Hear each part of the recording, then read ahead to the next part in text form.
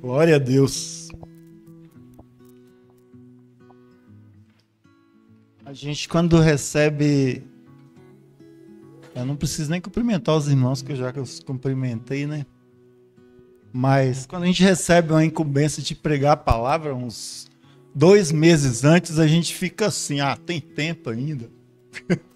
Aí o tempo vai passando, aí quando chega na semana, você fica assim, e agora? Eu tenho que preparar um sermão. Aí você fica assim, agora eu tenho que preparar. E você prepara, cada dia você prepara uma parte, aí no final você vai, não ficou bom não. Aí você volta lá de novo, você começa a ler o texto, você começa a pensar que a responsabilidade é muito grande, sabe?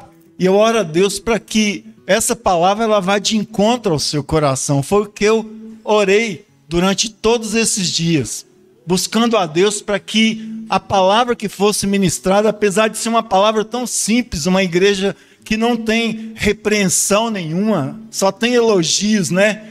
Junto com a igreja de Esmirna, mas a maioria dessas igrejas, o Senhor fala a mesma coisa. Eu conheço as tuas obras, eu sei. Tudo que você faz, eu te conheço. Eu conheço você. Eu conheço a sua estrutura, eu sei o que você faz no seu dia a dia, eu sei como você é no seu serviço, eu sei como você é na sua escola, eu sei como você é na sua casa, junto com a sua esposa, com os seus filhos, eu sei tudo sobre você. Sabe por quê? Porque foi eu que te criei. Foi eu que te criei. E o interessante é que esse texto que nós lemos, que o irmão Luiz leu aqui, ele traz algo interessante para as nossas vidas, porque o escritor, ele diz assim: ao anjo da igreja em Filadélfia escreve, assim declara aquele que é santo e verdadeiro. Santo e verdadeiro são qualificações apenas de Deus. Você pode ser santo, você pode tentar ser santo, procurar ser santo, você pode jejuar.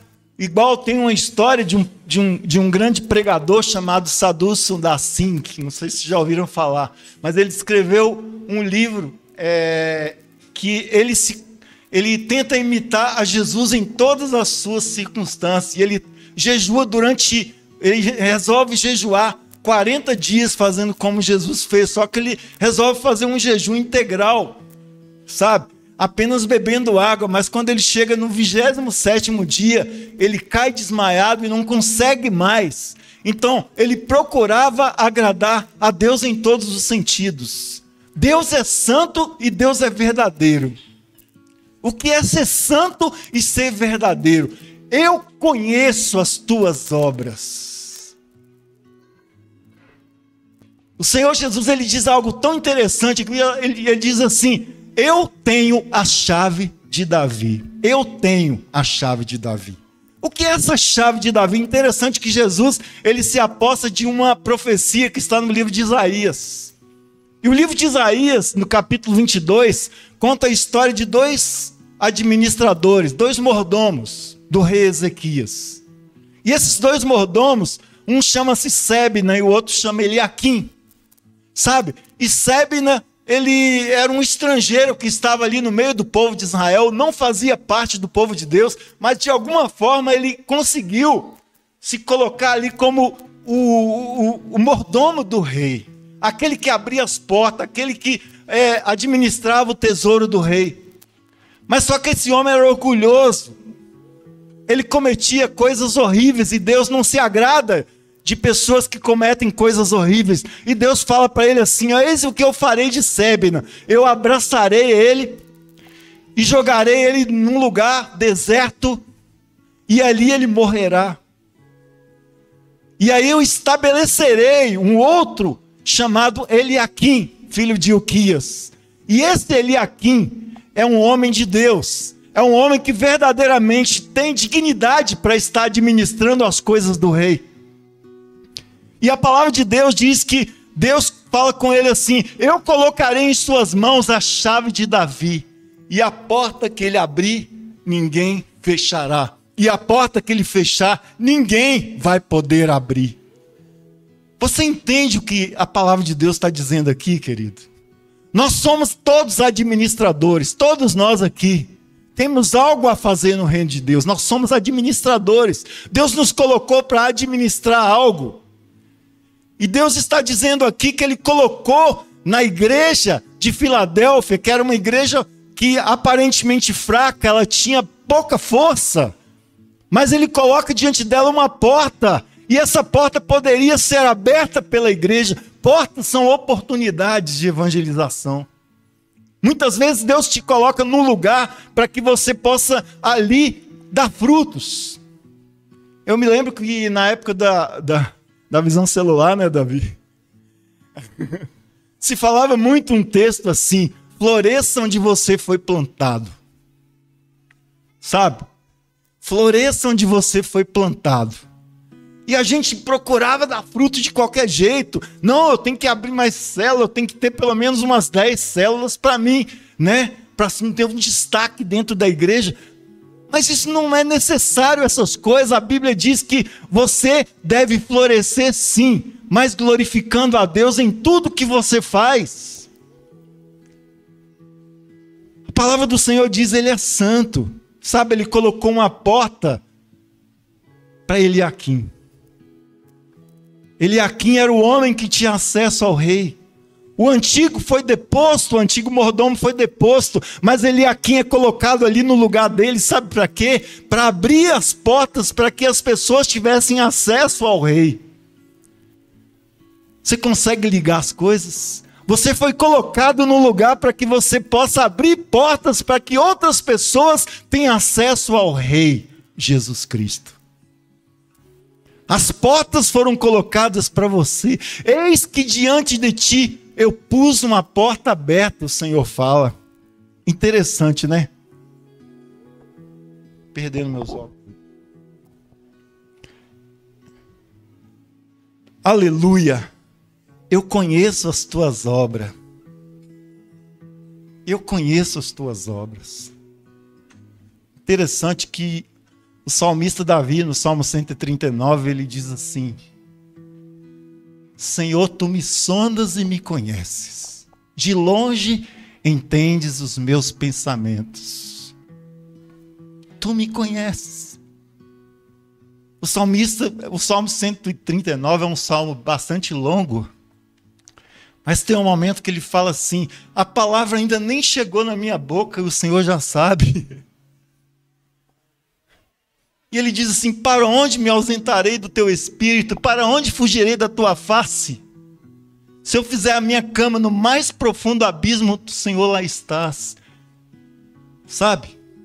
Se eu colocar lá no alto, fugir para uma outra galáxia, o Senhor lá está também. Ele conhece a sua vida, meu querido. Aí ele diz: para onde fugirei do teu espírito? Para onde me ausentarei da sua presença? Engraçado que no começo e no final do salmo ele fala a mesma coisa. Sonda-me, ó Deus, conhece o meu coração, vê se há em mim algum caminho mau. Sabe, queridos, os nossos caminhos muitas vezes são maus. Às vezes a gente tem uma intenção boa de fazer algo bom, mas aquilo é mal aos olhos de Deus. Esse antigo administrador, ele pensa assim: eu vou construir aqui, vou fazer uma lápide para mim, para quando eu for enterrado, para quando eu morrer eu possa ser colocado nessa lápide e eu possa ser lembrado para sempre. Mas Deus fala assim: olha, eu vou colocar você em esquecimento, ninguém vai se lembrar de você. Ninguém vai se lembrar de você.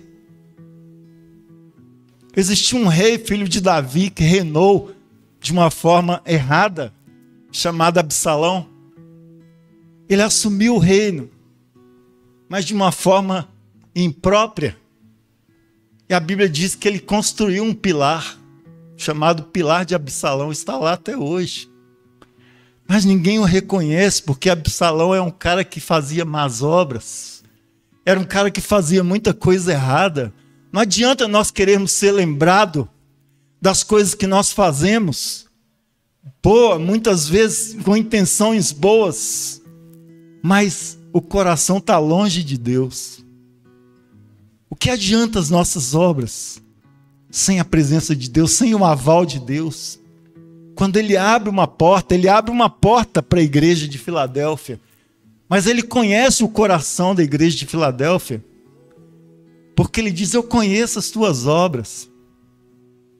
Eu sei que você tem pouca força. Mas essa pouca força que você tem, sabe? Para mim, eu multiplico ela muitas vezes e faço com que você tenha bastante força. Essa igreja é uma igreja pequena, talvez tenha umas 50 pessoas congregando aqui. Sabe? Mas quando nós nos colocamos na presença de Deus, deixamos o Espírito Santo trabalhar na nossa vida, deixamos o Espírito Santo ministrar através de nós, essa palavra ela se torna um dinamite. É uma expressão que a Bíblia usa muito, dínamos. Sabe, uma explosão, algo que vai trazer uma explosão, algo que vai trazer impacto. A palavra de Deus diz que nós fomos colocados aqui para dar frutos. Jesus, ele no capítulo 15 do Evangelho de João, ele diz: eu vos designei para que vocês vão e deem fruto. Eu sou a videira, vocês são as varas. Todo ramo que permanece em mim, esse dá muito fruto, porque sem mim nada podeis fazer. Nada. Nada. Querido, se coloque na presença de Deus todos os dias. Faz a obra de Deus, deixa a obra de Deus acontecer através de você. Teve um escritor na década de 80, que ele escreveu um livro, Bom Dia, Espírito Santo. Falou muita bobagem no livro. Benny Hinn. Mas eu quero te dizer uma coisa, das muitas bobagens que ele disse, se nós deixarmos o Espírito Santo guiar a nossa vida, nós seremos bem-sucedidos em tudo. Tudo que nós fizermos. Sabe, o grande segredo do rei Davi, é interessante que a gente tem sempre que voltar em Davi, porque Davi era um homem, segundo a Bíblia, Deus fala assim, ele é um homem segundo o coração de Deus, mas ele cometeu um adultério seguido de um assassinato. Ele mandou matar o marido da mulher que ele tinha ficado com ela, Betseba. E a Bíblia diz que Davi escondeu aquilo durante muito tempo. E o tempo passou, todo mundo achou que estava tudo bem, afinal de contas ele era o rei, ele podia pegar a mulher que ele quisesse. Até que um profeta chegou na sua casa e falou assim: rei, eu tenho uma história para te contar. É mesmo? Então conta. O profeta tinha acesso ao rei. E o profeta começa a dizer assim: rei, tinha um cara que tinha muitas ovelhas, milhares de ovelhas. Ele tinha muitas coisas em casa, muitas ovelhas. Ele tinha um vizinho que tinha uma ovelha só. E ela dormia do lado dele na cama, de tanta afinidade que ele tinha com ela. E aconteceu que um dia chegou um visitante na casa daquele que tinha milhares de ovelhas. E ele pensou assim: eu vou fazer um banquete para esse visitante. E ele vai e mata a única ovelha que o outro tinha. E ele achava que estava tudo bem.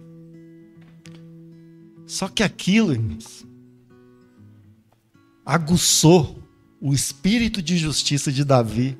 E Davi disse assim: tal pessoa tem que morrer. E o profeta fala com ele: essa pessoa é você. Essa pessoa é você.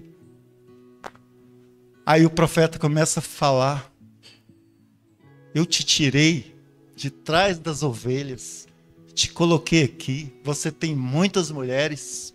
Acho que Davi tinha umas 20. E se você quisesse, eu te acrescentava mais, mas para que você vai pegar a do cara que só tem uma? E Davi diz assim: pequei.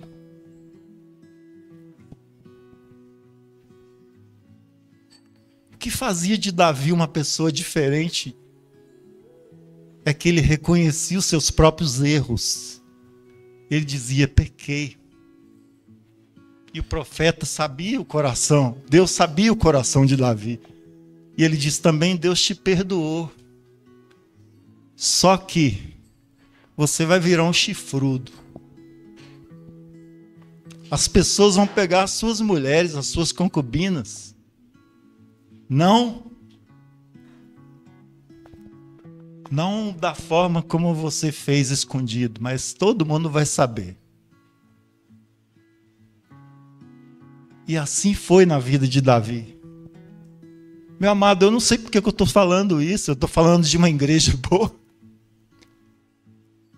Mas que o Espírito Santo possa dirigir a sua vida. Davi reconhece o seu erro. Ele é perdoado. Deus está pronto a nos perdoar sempre.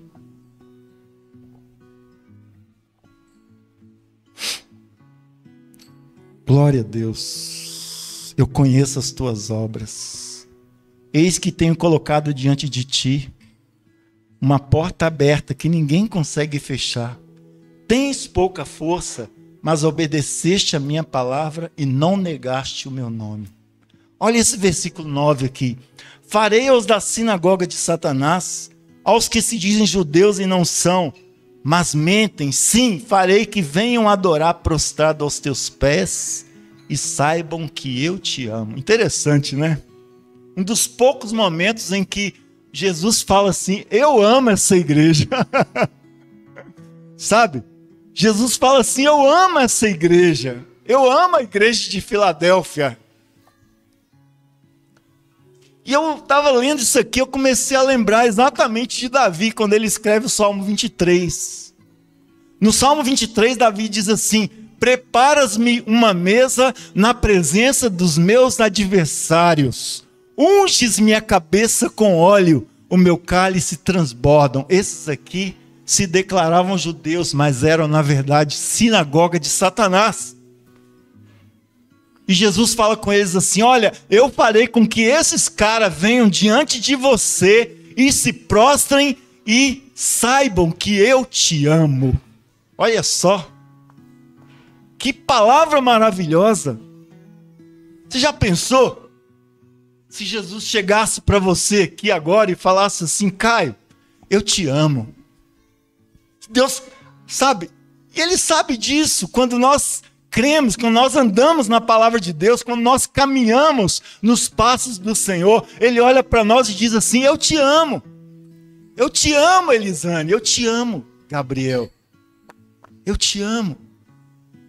Eu farei com que eles cheguem diante de você. O que Davi estava dizendo é que Davi era muito perseguido. Mas ele diz esse Salmo 23, diz assim: olha, preparas-me uma mesa. Você já pensou? Quando eu estava lendo esse texto, eu comecei a lembrar exatamente quando José, governador do Egito ele chama os seus irmãos para fazer uma ceia com ele, e ele fala com ele assim: olha, sabe aquele meu irmão mais novo ali? Ele se chama Benjamim. Coloca 5 porções de comida para ele. Sabe? Se os outros vão receber uma porção, eu quero que vocês deem 5 porções para ele. 5 porções a mais para ele, para que ele possa comer. Meu amado, você já parou para pensar nisso? Deus prepara uma mesa para você na presença dos seus adversários. Ele unge a sua cabeça com óleo e você vai transbordar na presença de Deus. Davi está dizendo, sabe, unge-me a minha cabeça. Ele fala para a igreja de Filadélfia: eu falei com que eles venham diante de ti, se prostrem e saibam que eu te amo. Eu amo você. Eu quero que você saiba disso. E o interessante dessa palavra aqui, aliás, tudo é interessante, porque destes atenção à minha exortação quanto a suportar os sofrimentos com paciência, eu igualmente te livrarei da hora da tribulação que virá sobre todo o mundo, para pôr à prova os que habitam sobre a terra. Eis que venho sem demora. Todas as igrejas, Jesus fala a mesma coisa. Eis que venho sem demora. Glória a Deus. E ele diz assim: farei do vencedor uma coluna no templo do meu Deus, de onde jamais sairá. Você já parou para pensar nisso aqui?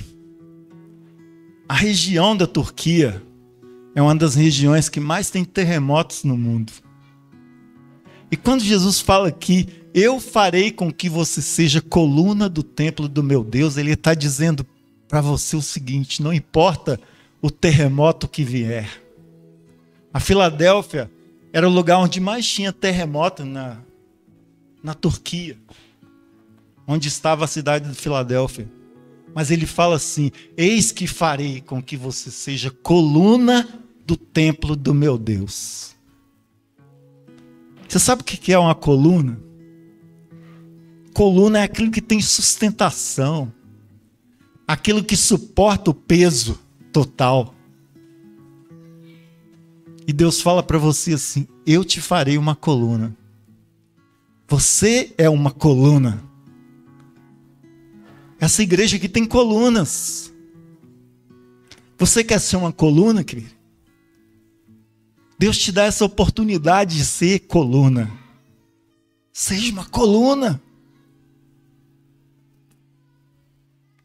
Aleluia. E olha o que mais diz aqui. Aleluia. Coluna do templo do meu Deus, de onde jamais sairá.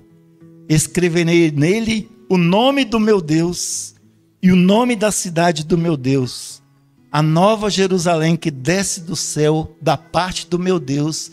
Igualmente escreverei nele o meu novo nome. Deus vai te dar um novo nome. Deus vai colocar o novo nome dele em você. Jesus vai colocar. Não sei se vai ser Rei dos Reis, Senhor dos Senhores, mas a palavra de Deus diz que ele vai escrever no seu nome.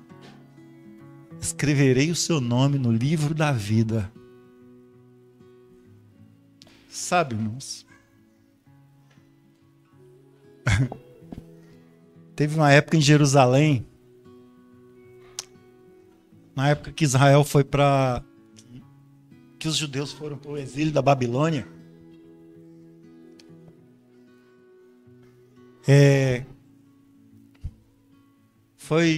Primeiro foi o Esdras que foi para construir, só que ele construiu só o templo, mas não construiu os muros. Depois, anos depois, foi Neemias, e Neemias reconstruiu os muros.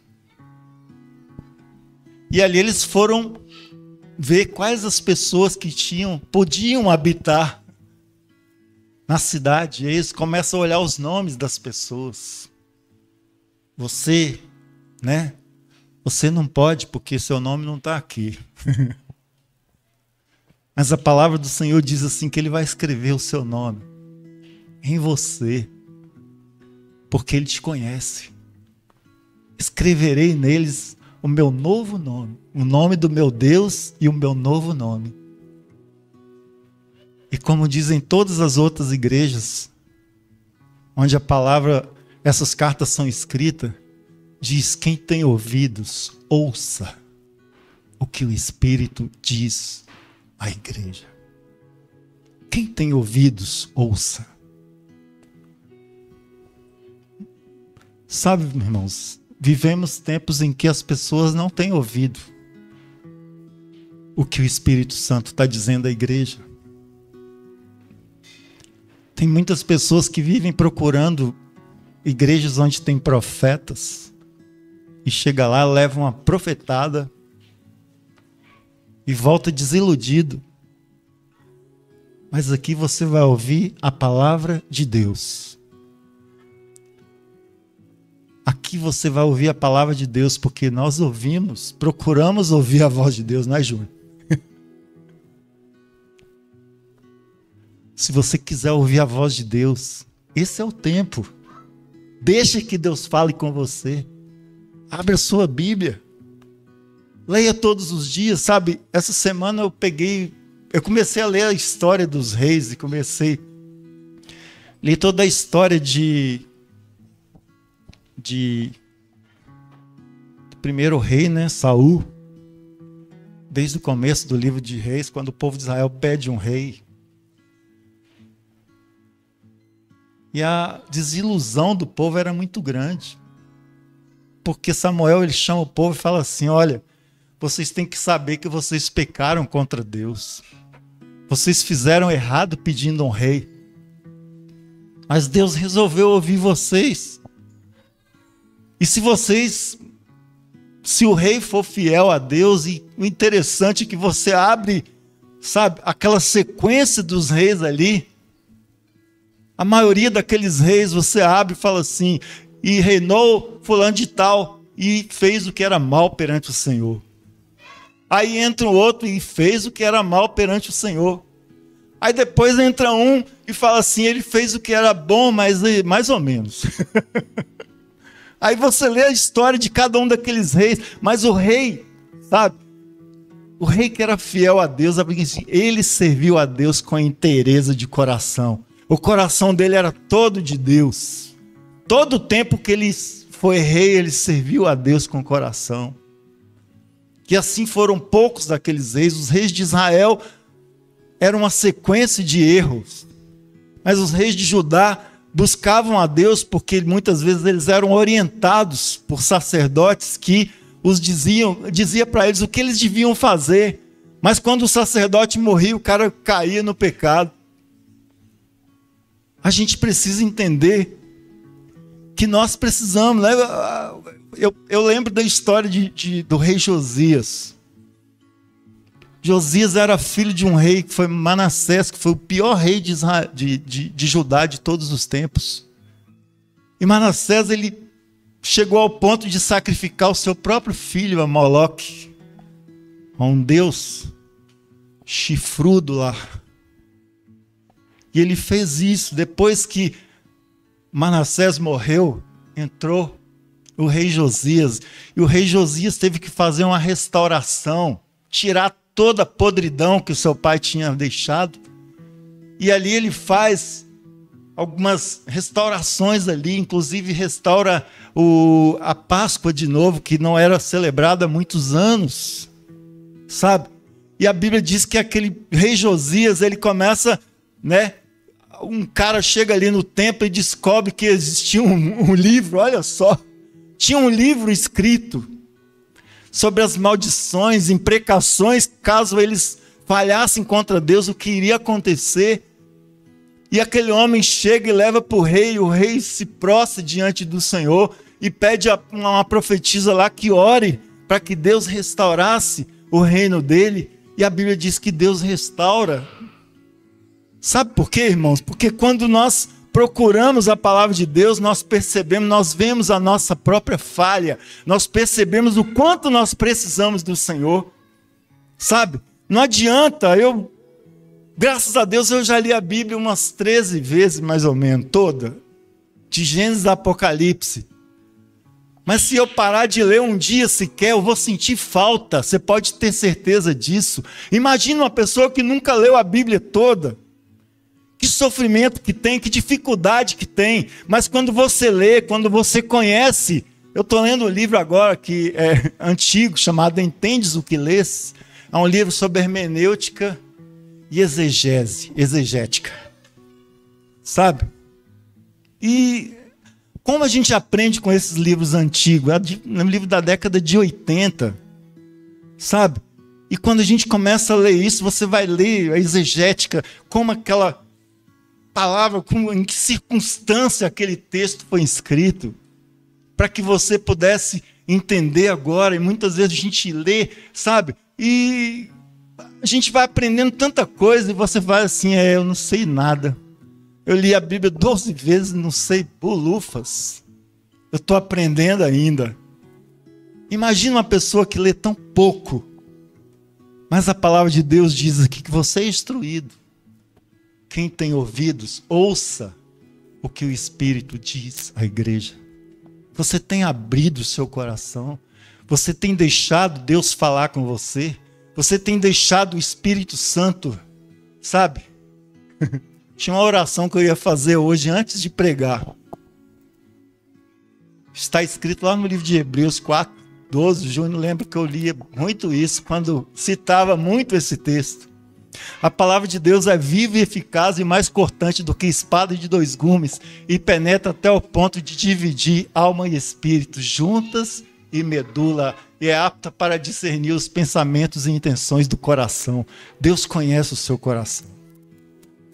Deus sabe o que você tem. Deus sabe qual foi a sua intenção ao sair de casa hoje, se era realmente ouvir a palavra de Deus ou se era para ver alguém. Eu vou ver, né? Se fulano de tal vai estar na igreja hoje. Vou ver se o Lazarote vai estar lá. Eu vou ver lá para ver se o Taxinha vai estar na igreja hoje. Meu querido, você tem que vir porque Deus está aqui. Sabe? Você tem que vir porque o Senhor, Ele está nesse lugar. Abra o seu coração. Quem tem ouvidos, ouça o que o Espírito diz à igreja. Amém? Deus possa te abençoar poderosamente, infinitamente mais do que tudo quanto você possa pedir, pensar ou imaginar. Amém? Deus abençoe.